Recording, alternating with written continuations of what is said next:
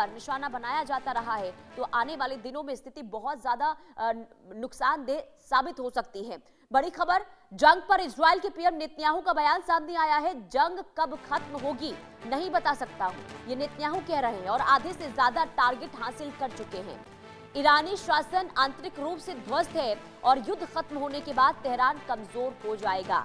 ये Benjamin Netanyahu कहते हुए एक बार फिर से नजर आए कि देखिए, युद्ध कब खत्म होगा ये तो नहीं पता, लेकिन जो हमारा टारगेट था हम उसमें सफल साबित हुए हैं, वो हम पूरा कर चुके हैं। ईरान पूरी तरीके से तबाह हो चुका है, ईरान ध्वस्त हो चुका है। युद्ध खत्म होने के बाद तेहरान कमजोर हो जाएगा, बेंजामिन नेतन्याहू का ये बयान।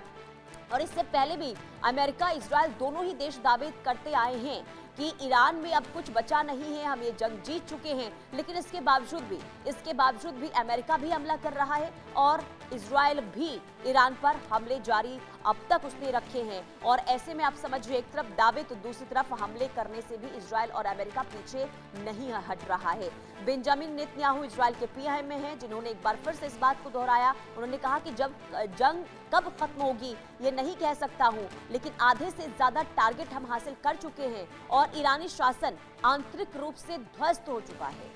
युद्ध खत्म होने के बाद तेहरान अब कमजोर हो जाएगा, ये बेंजामिन नेतन्याहू की प्रतिक्रिया सामने आई है। बेंजामिन नेतन्याहू जो बार बार इस बात को कहते हुए, इस बात का दावा करते हुए कि ईरान पूरी तरीके से अब खत्म हो चुका है, ईरान ध्वस्त हो चुका है, जो हमारा टारगेट था हम उसमें सफल हुए हैं, आधे से ज्यादा टारगेट को हमने अचीव किया है, ये बेंजामिन नेतन्याहू इससे पहले डोनाल्ड ट्रंप भी कहते हुए नजर आए। लेकिन सवाल ये कि अगर जो टारगेट था अगर वो अचीव हो चुका है तो आखिर हमले रुक क्यों नहीं रहे हैं, हमले लगातार जारी है। सवाल ये कि कहीं बेंजामिन नेतन्याहू या फिर अमेरिका को इस बात का डर तो नहीं कि जो सपोर्ट, जो सहायता इस वक्त ईरान को मिल रही है, उसके बाद ईरान जिस मजबूती के साथ पलटवार कर रहा है वो इजरायल के लिए घातक साबित हो सकता है, वो अमेरिका के लिए घातक साबित हो सकता है।